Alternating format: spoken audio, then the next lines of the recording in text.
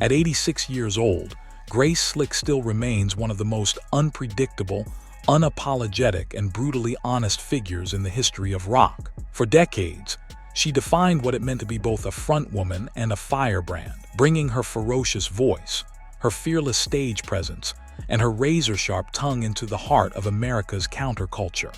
But while many remember Grace for the psychedelic storm she created with Jefferson Airplane and later Jefferson Starship, far fewer know about the opinions she held behind closed doors. Grace Slick was never the type to sugarcoat her feelings, and as she's aged, she has become even more candid.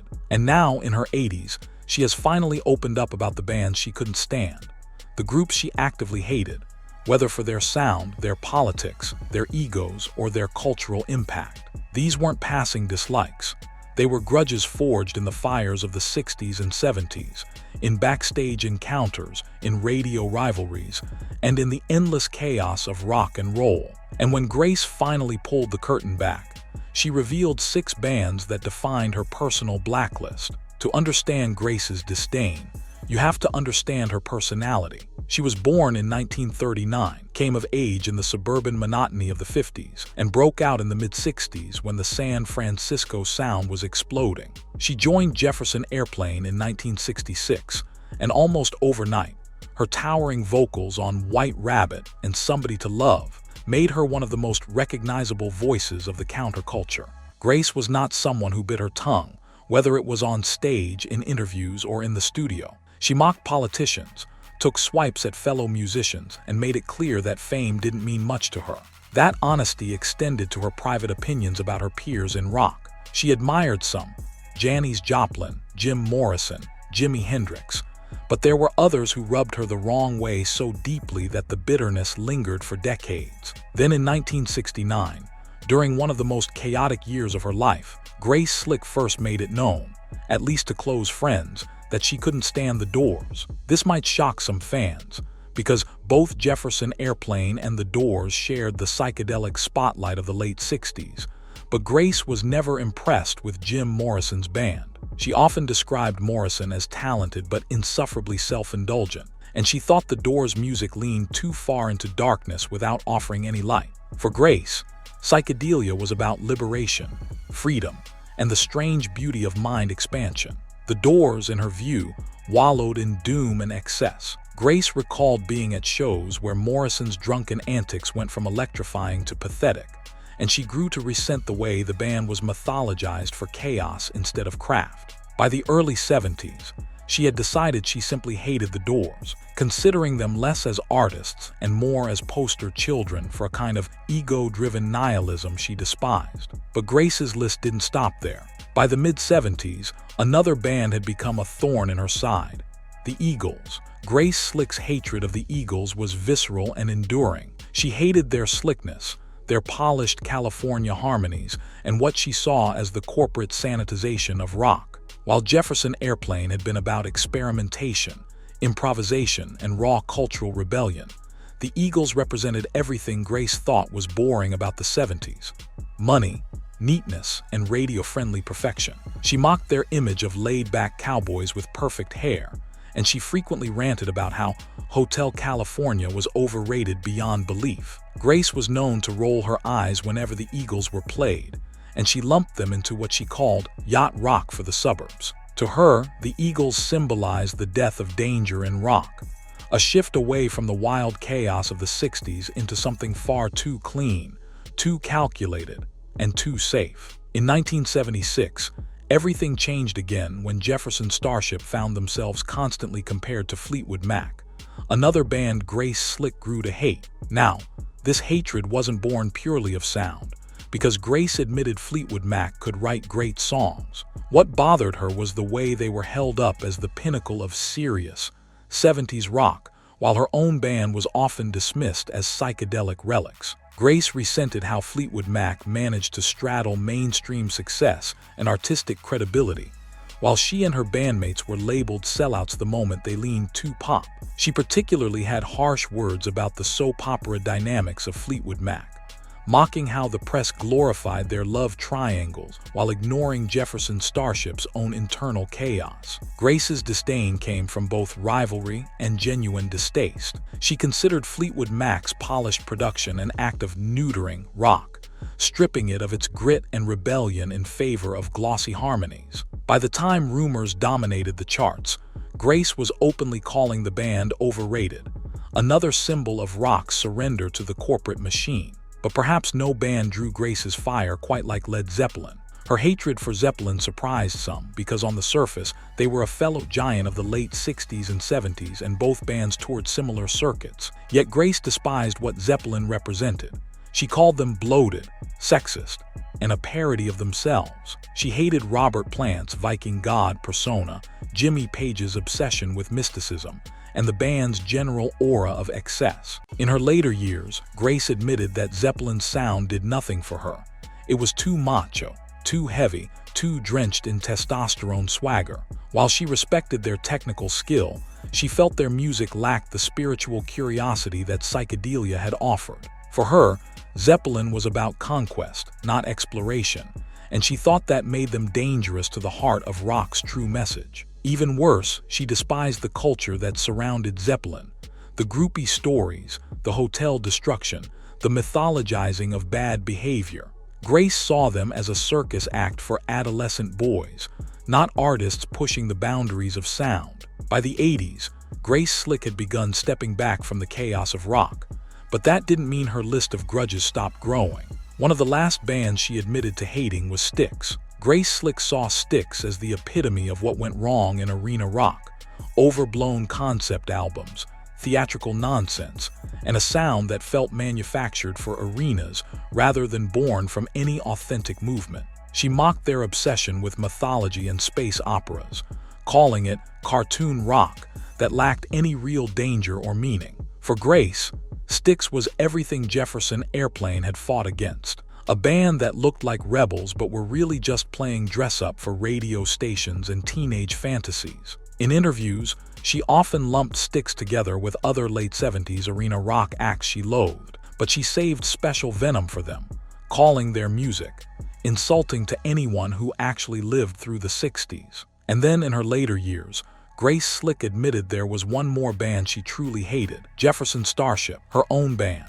This revelation stunned fans, but Grace was blunt about it. She hated what Jefferson Starship became, hated how it commercialized the legacy of Jefferson Airplane, and hated how songs like "We Built This City" became symbols of the very corporate rock machine she had despised all along.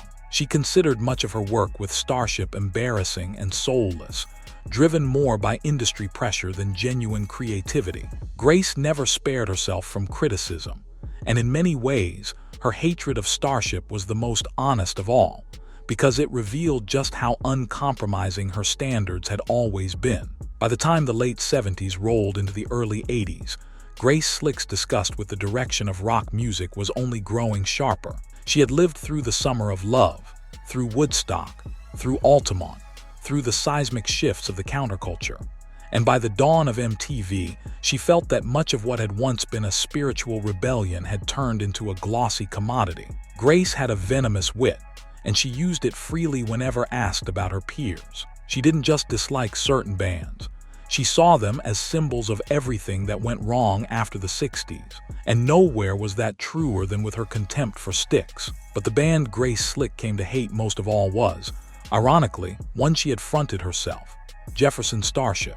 For outsiders, this might sound strange. How could she despise her own creation? But for Grace, the difference between Jefferson Airplane and Jefferson Starship was the difference between night and day. Think about it.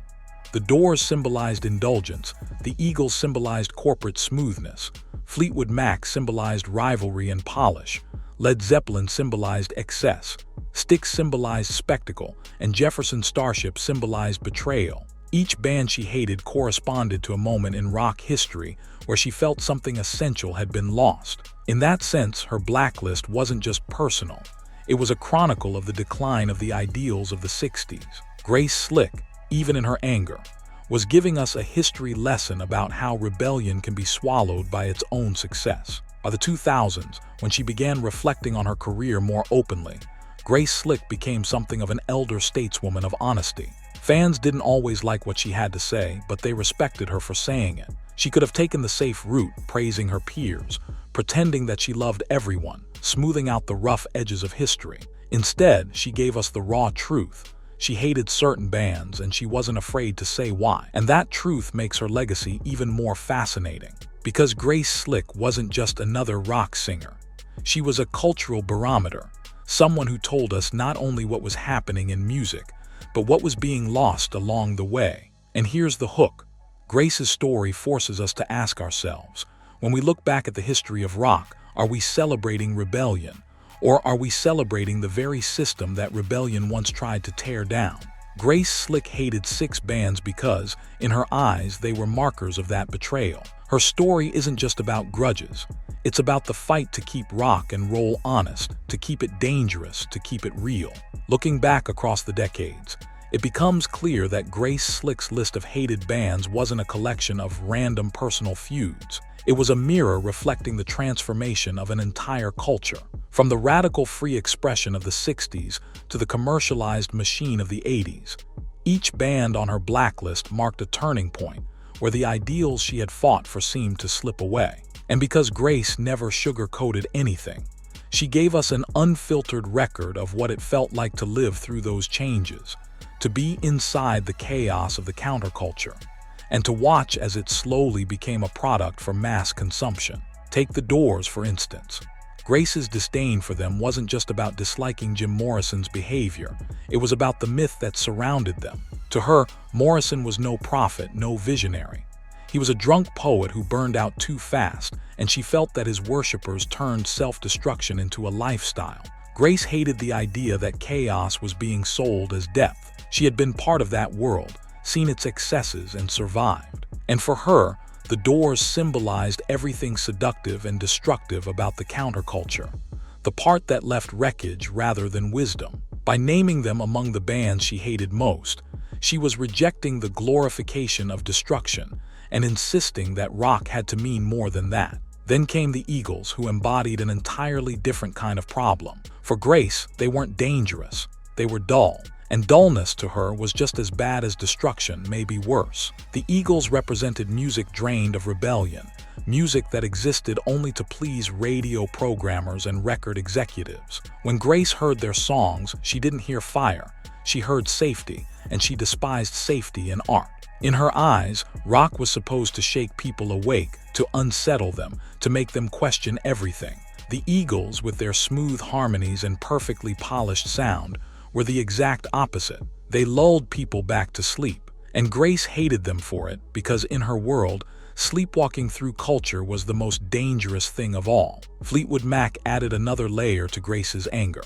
Here was a band that in her eyes had somehow turned personal dysfunction into commercial gold. She resented the way their drama was celebrated, their heartbreaks turned into platinum records. Grace had lived through her own band's chaos, and instead of being praised for authenticity, Jefferson Airplane had been dismissed as too unstable, too radical, too messy. Meanwhile, Fleetwood Mac's soap opera sold millions. For Grace, this wasn't just hypocrisy, it was insult. She hated the imbalance, hated the way Fleetwood Mac were rewarded for their dysfunction while her own band was criticized for theirs. It wasn't just rivalry, it was a sense of injustice, and that resentment never faded.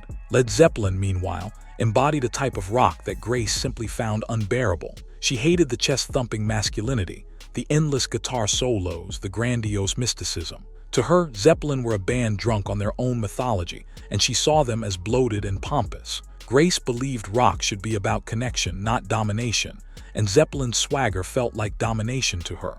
Their music was about conquest, conquering audiences, conquering women, conquering arenas. Grace wanted music to set people free, not chain them to fantasies of power. And so she despised Zeppelin, not just for their sound, but for the culture of arrogance they left in their wake. What makes Grace Slick's honesty so remarkable is that she never tried to rewrite history. Many musicians, as they age, smooth over their opinions, offer praise to their peers, try to fit into the canon of rock legends. Grace refused.